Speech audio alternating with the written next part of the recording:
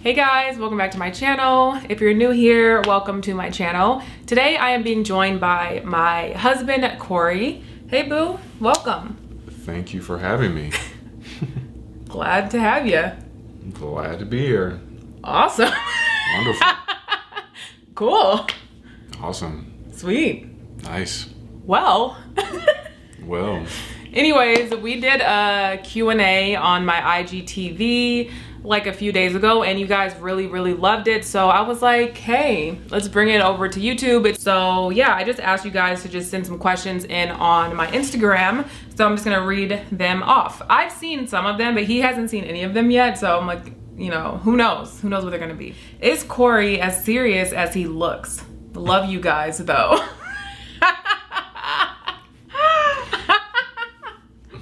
What does it mean to have a serious look? When do I look serious? Like on Instagram photos or something? What do you think they were? You look really upset right now. I mean, it was that picture that we took in the when you were in the suit and I was in the dress and we were in the mirror pic and you were kind of like. I'll put the picture over here, but okay. Yeah. Would you say? Is Cory as serious as he looks? No, Cory is goofy. For the most part, he's very serious. For the most part, he's very chill, I will say. But he gets very goofy, very silly, very fun. You're multifaceted. I'm definitely multifaceted. It's I guess like when we take photos and stuff, it's just you know, I don't know. I can't say if I. You don't smile in every picture. Sometimes I'm like, oh, smile, but yeah, I do. I am told to smile more, but I think I do smile in real life. So maybe I'm not as serious as it may seem on Instagram. It's hard to know what my personality is just straight from the ground. Well, like what the perception is. Like, to answer the question, he's serious sometimes. A full detailed video on how you met, please. I will say that like a lot of people were asking how we met. That's kind of like a big hot topic. Like, a lot of people who are newer to my channel, they don't know how we met. Well, I guess I should start since I started the story. I guess if our story was a movie, I'd be the first character probably to pop on the scene as it pertains to our relationship. So where to begin? So you make it sound like a stalker or something. So years ago, I was on Instagram, and in some way, I'm not exactly sure how, Leah's profile, you know, just kept popping up, right? So I guess because Instagram was different 4 or 5 years ago, so I guess it was an explore page type situation. But I guess I started seeing Leah's photos, and then I truly do not remember the time frame in which we started actually following each other. But I just remember seeing Leah's photos and thinking like, you know, I like what I saw, right? So I think not only just from a level of physical attraction, because I did think she was physically attractive, but also just like it just seemed to be something a little different about her, right? It's like, man, I kind of like her vibe or whatever, you know what I'm saying? So right, I kind of like the vibe she was giving off. And so she believes or remembers me liking a whole bunch of photos, because at the time it's like if you like a whole bunch of photos of a person, they like a whole bunch of yours back, then that's like, okay, we can take the next step. But no, so it's like I would say that, you know, I did like her photos. I don't know if I liked a whole bunch in a row, but either way. Can I just intercept right here, or you want to tell your version? I'll tell my version. Well, you can just go ahead and hop in here. Yeah, so I don't know at what point he started following me, because him following me and me following him were two separate events. So you said, I don't know when we started following each other. I don't remember when he started following me, but I do remember just like being online and just seeing like, at the time your name was Cory for Christ. Let that be in the records too, because my Instagram at the time, my handle was Cory for Christ, because that's what I was about on the gram. Right, and I'm, you know, Christian woman, you know, what's good? No, I'm just kidding. So I was on there and I saw him liking, like, you liked maybe 4 to 5 pictures. Wasn't anything crazy, but just enough to get my attention. And then he ultimately commented on a picture that I had, but I had posted a picture of zucchini noodles. And he commented and was like, oh, I've been really wanting to try zucchini noodles. Oh, wow. Or something like that. You know, like, actually it was probably a lot more chill than that. Like, oh, I've been meaning to try zucchini. See, look at it. This is where I was coming to the story. So as I'm looking through her Instagram, I had a colleague at the time who's still a really good friend of mine, Cory Boyd, and another Cory. And so I was throughout this process, kind of getting his input, like, you know. So you got his input before even commenting? I don't know if it was like before commenting, but you know, the thing about Cory Boyd is he definitely was very supportive of me in this sense. All right, and so when it came to the photo, I at the time was on a health journey, and so I noticed that she posted some veggie noodles, right, zucchini noodles, and so at the time I just commented on her post to say, you know, I would like to hear a little bit of more information about these things, right? I would told like her to that I know would about probably possibly like to try it, and then so she commented back with full enthusiasm. That's how I talk to people online. And so it was just all, you definitely should, exclamation point, emoji, and I'm just no, I know I didn't. I said, oh, you definitely should. Let me know what you think! Exclamation. Opens the door for additional communication. Don't mind if I do. So where'd you go? So I went to the store, got the things to try it out, and then a couple weeks later, after the initial thing, I just reached out to give her an update to say, hey, I ended up trying the dish. I really liked it. Appreciate the lookout on that. Right. So he maneuvered his way into the DMs, but yeah, I mean, my initial thoughts, like when I saw him on Instagram, is he posted only, like primarily, that's like 99% of his posts were like scriptures or quotes, you know, just Christian scriptures and quotes. And I was just, my assumption was, okay, he's not going to be the best looking. He doesn't have any photos of himself. Those were my thoughts. Those were my sentiments. That's what I thought. But then I scrolled further and I saw a picture of him and I was just like, Lord. Wow. I didn't see this coming. And I thought he was cute. So I was caught off guard because he had so many pictures of scriptures and quotes and stuff. I just thought he was gonna look a little whoa. So when I saw him, I was like, oh, he's cute. So on his profile, it said he went to Morehouse. My sister, she went to Spelman. And I asked her, I'm like, hey, Tyler, do you know who this guy is?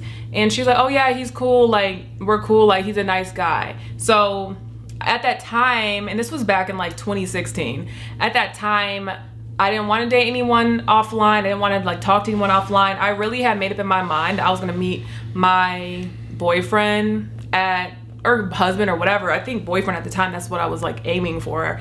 I thought I was going to meet them at the grocery store. So I didn't want to meet a guy online because I felt like they typically were on dirt. Like they were just on some other stuff. But he came along very different, very respectable. Like, I mean, it's food. He wasn't creeping. He didn't slide in the DMs like, okay, so I got them zucchini noodles. Like, what's next, ma? No, I really wasn't like that. I really wasn't on that. And I did take the approach of, you know, being a gentleman, right? Because for whatever reason, Leah stood out to me in that way. And so, you know, we went about it. And it was like I said, it was like literally a post, right? Literally a comment, literally a DM. And so it wasn't anything crazy. And so we began to communicate. I was in the first year of my first semester of my PhD program at the time. And, you know, I just remember being in class because I started during the summer semester, like messaging her on like Snapchat and stuff. Because for somehow we did move to Snapchat. We went from Instagram DMs to Snapchat DMs and all that stuff. And so I don't even know how or why. But at a certain point, it's like, okay, got to take this to the next level. But this was over the course of like, was it weeks? Yeah, it wasn't like an instant type of thing. It wasn't an instant thing. So it's like, okay, so comment on the post. And that might be fast for some people, right? And so either way, Instagram, liking posts, a couple weeks go by, zucchini noodles, couple weeks go by, DM slide, couple weeks go by, and then here we are. And I say, I was interested in having a conversation with her, so I asked her for her phone number, right? And I told her I'd like to call her sometimes. Slip me the number, and then within, I would say, was it within a week?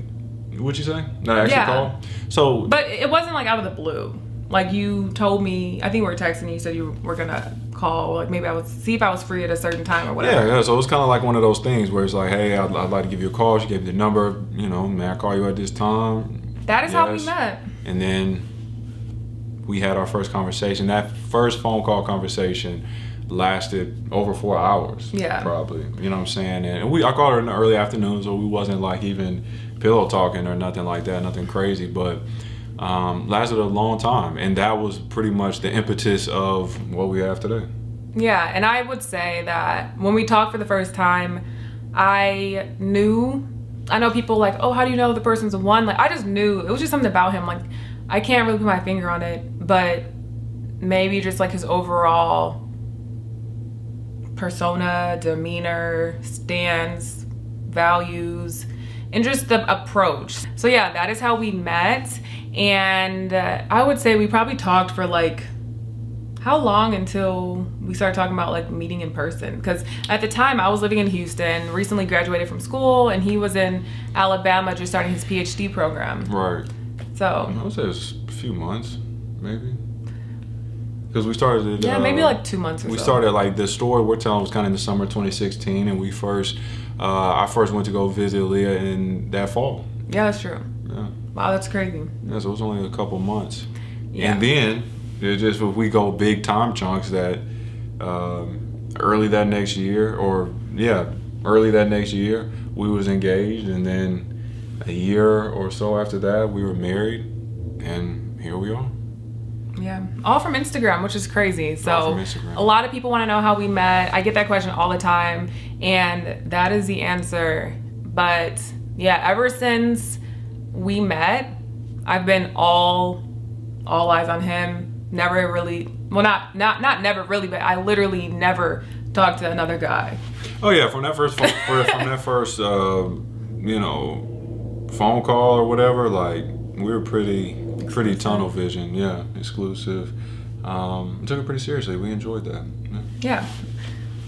Look at God, never had to go to the grocery store looking for love again. Okay, so the next question is, how did you make it through the rough season without resentment? So by rough season, she's referring to like after we got married. Like we were having a lot of difficulties in the beginning part of our marriage. So like how did we make it through that season without resentment? You want to go first?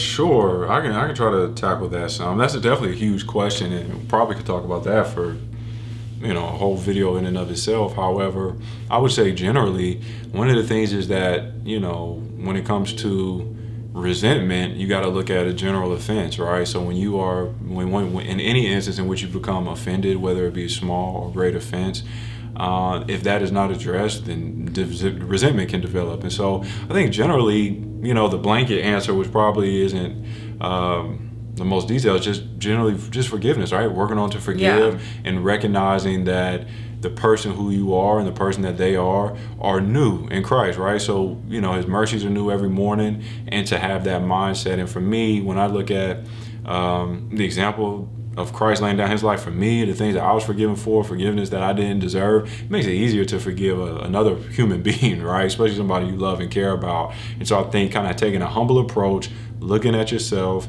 as part of every issue that was like for me, I'm looking at myself as a part of every issue within our marriage, and being humble about that, being intentional about that, and just giving grace that has overflowed from the grace that God's given me.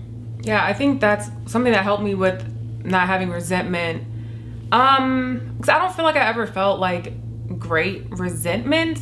I think when we had difficulties in our relationship, like centering around communication, it was easy to feel hurt, offended, misunderstood, like just maybe those are more things I might have felt when we would be like having our struggles and stuff. But like you said, I think forgiveness is huge. Like recognizing that the person that you're with is not God. He's not flawless. He's not all-knowing, right? So when you first get with somebody, it's important to learn to communicate the way that you like to be communicated with, and learn to have healthy communication with your partner. So for me, I never witnessed a lot of healthy like relationship communication prior to being in the relationship. I was single for the majority of my life, so there was a lot that I had to learn. So yeah, I think just like patience, realizing that no relationship is perfect, no relationship is flawless, and that there will be trials and troubles you know? But I think that like the reason I don't have resentment is because I know that Cory, at some point he's gonna fall short of the glory of God, period. That's how we are. We're humans, we're not God, right? But we strive to be Christ-like, but sometimes we might miss the mark. So yeah, I mean, I just like to give you the opportunity to grow, and the same for myself, because I think that sometimes when people think about resentment, they think about resenting somebody else, but it's also really easy to have resentment for yourself, you know? So I think it's just forgiving and moving forward. Yeah, I agree. And I will say that what we're talking about, and you know, talking about forgiving, and even saying to forgive from a place of overflow, like giving grace from a place of overflow that God has given us, I don't want to make it sound like that's easy, right? Because it's easier to be resentful, right? It's easier to stay offended. It's easier to become in a place where you know, you only see negative, right, in the other person. And so just from the way we're speaking, it might not even, you might not know, you know, what we've gone through, right? And everybody's situation is different. But I will say that what we're talking about is not easy. I do think it's relatively simple, as in it's not complex. You have to really humble yourself. You have to look at what God did for you and apply that grace to others. And when you posture your heart in that way, those things are relatively simple, but not easy. Where are your dream vacations / future travel destinations post-COVID? That's good. I would like to go to Cape Town. I went to Johannesburg, South Africa when I was a teenager, like in high school for like a program that I was in. But I would like to go to Cape Town. Like that's definitely on my list. I would also like to go to London, but we need to be out of debt first because I want to go like shopping out there. I want to visit family. Right. So for me, I would like to get out the country. I haven't done much international travel. And so from one perspective, I'm just looking forward to continuing to be able to explore the area that we live in, right? Just without those COVID restrictions, the New York cities, Baltimore, Washington, D.C., stuff like that. But then out of the country, I would like to go, I mean, there's a lot of places. Like, I want to go to some tropical destinations. Yeah, we could do like a nice vacation. Yeah. The last place we went was Jamaica, which was beautiful. If y'all are from Jamaica, y'all know it is beautiful. Or if you've ever been, I would be happy going back to Jamaica, honestly. I would be happy going to Jamaica. At this point, anywhere I can go. Right, anywhere we can go. Right. So the next question is, what's the hardest thing you've overcome as a young couple? What's the hardest thing for you? I think the hardest part of overcoming, the hardest thing to overcome as a young couple is just being in a marriage for the first time, right? So whenever you start marriage, it's the first time you're doing it. And so just overcoming the hurdles that just come along with marriage in general, I say, is the hardest part. I can't really think of one thing in particular, but just that process of becoming one. I think the hardest thing to overcome as a young Christian couple is figuring out what your relationship is going to look like. So you might have preconceived notions based on family or things you've seen on TV. Like the media sets so many unrealistic expectations, and people also will project what your relationship should be like, or based off what they think and the media that they've consumed or what they've experienced, right? So I think it's important to find what works best for you guys because at the end of the day, it's only going to be you guys there. So, you have to figure out what the norms are going to be for the relationship, like beyond gender roles, like what actually works for you guys. So I think that can be really tough, especially when you're trying to make something fit into what you think it should be, rather than just developing and letting things become what they should be, I 100% agree. I definitely think the process of reconciling your preconceived notions and expectations with the reality of your situation is definitely a struggle to overcome. Yeah, and you gotta give yourself the space to be yourself, and your relationship to have its own life. Are you planning to have any children? That one was like a really popular question. People kept asking about that. We are planning to have children, but if planning is a spectrum, like planning, like knowing when it's going to happen, or just planning to in general, we definitely are planning to in general. But I don't think we have any true set plans. We're thinking we're hoping to be able to start, expanding our family in about a year. So right now we're really focused on like getting out of debt, Yeah, and I think that's so. Yeah, I would say we are planning because we're making things in such a way where we can do that, comfortably and responsibly. Yeah, hopefully we can get out of debt. That's our goal, to get out of debt in a year. And at that point, I don't know. I don't know how many kids we want. Initially, we wanted to have 4, but we've been okay with the idea of 2. Unless it's twins, then we might want a third one. Yeah, I'm definitely feeling it 2-ish, and I've always kind of not always, but recently I'm thinking if we got one strong son, we can just ride on out. No, I need some balance. And that's another thing. Like, we had come up with our names, and now he's talking about wanting a junior. So yeah, I know I gotta have a legacy, man. Anything can happen to me. Got to be another one. That's really dismal. Next question. Y'all pray for Cory so that he can live. Cause he stresses me out. How do you challenge each other to grow? Yeah, you got something to say?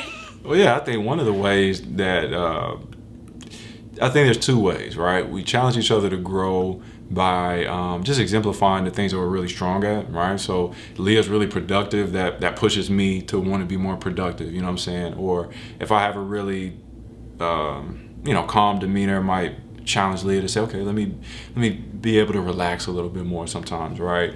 And then I would say on the other end of that, I think our challenges help push us to become to grow as well, right? So Leah, we've talked about communication a lot, like learning how to communicate in a way that's good for Leah has pushed me to grow, right? I can't just joke around with her like I would, some of my friends back in college or on the team or something like that, right? Right, I'm very sensitive. Yeah, so she's more sensitive in that way. So that pushes me to talk with a bit more tact, talk to a lady. A little soft. Talk a little softer even, volume and all.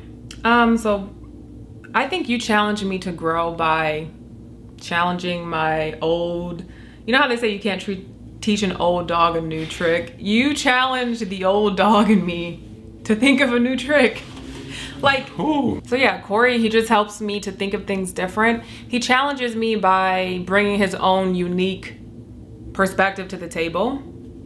And it just challenges me to see things differently. I think it would be really unfortunate if we saw everything the same, but you have challenged me to just see things from a different lens, and I think that it's helped me to just be an overall more chill person, because I can be pretty high strung sometimes. So yeah, he helps me to stay calm. Someone says, how do you deal with disagreements and tough conversations? We filmed a video about that, and if it's already up, I'll link it below, but if not, it'll be coming. We did a whole video on that. Somebody named Cory E. Dixon said, what it do? Okay. Here, we can do this one. Okay. What's your favorite thing about being married? That's a good question. I think my favorite thing about marriage has changed over different years and different seasons and stuff. I would say in this season, my favorite thing about being married is the unequivocated level of togetherness, right? You really are doing life with somebody at a very close proximity. And so for me, being able to, just kind of like the stereotypical things, waking up, going to sleep together, eating together. Me and Leah even like going grocery shopping together because it gives us opportunity to just get out and just do something, right? And so I think just the general togetherness, there's no like time limits, we're just together. Like we are steeped in together. So is this your favorite thing? Right. But no, seriously though, but it's like it's a bit of calmness with that because just the way I'm strong is like I always see the beginning and end of something, and sometimes I have trouble appreciating and being in the moment. So knowing that the moment is forever helps me feel really comfortable just being together in that way. So right now, I'd say that's my favorite part. Aw, Cody. Top that. My favorite thing about being married, I think that for me, when I was single, I know that I always was wondering, like, who am I going to end up with? Who am I going to be with? Where are we going to live? What are they going to do? Like, there's so many unanswered questions. But what I like about marriage is the promise of it. Like you said, for a lifetime. I like knowing that when I think about my future, I can think about you in it. So there are so many things that are like ever changing. And I like the stability of knowing that you're going to be with me in every season to come. So that's something that I really appreciate, like knowing that when we do start trying to have children, you'll be there. When we are empty nesters one day, you'll be there. I like knowing that there's a level of stability in a world where everything is so ever changing. So nice. I think our answers are pretty similar. Yeah, I mean, you like being together and I like knowing it's gonna be forever. So yeah, I think marriage brings about a certain level of stability. Well, yeah, y'all, this is all the questions that we're gonna answer. If you want me to do more videos like this with Cory, definitely let me know down below, because you guys sent in a ton of questions, and yeah, we would be on here all day if we answered all of them. So thank you for everyone who sent questions. Make sure to follow me on Instagram at LeahsEssence so that you can chime in whenever I ask people if they want to, send questions again for the next Q&A if y'all want it. Until next time, thank you guys so much for watching today's video, and I'll see you in my next one. Bye.